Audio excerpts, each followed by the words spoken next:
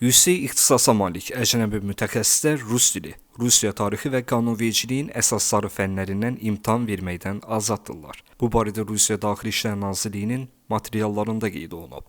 Məlumata görə, belə işçilərin bir sıra üstünlükləri var. Onlar ailə üzvlərini özləri ilə Rusiyaya gətirə, həm özləri, həm də yaxın qohumları üçün sadələşdirilmiş qaydada yaşayış icazəsi ala bilərlər. Hüquq mühafizə orqanlarının əməkdaşları aydınlaşdırıblar ki, belə mütəxəssislərə iş vizası, iş icazəsi müddətinə verilir. Lakin 3 ildən çox olmayaraq, öz növbəsində işə götürənin belə xarici işçiləri qəbul etmək və istifadə etmək üçün icazə almasına ehtiyac yoxdur.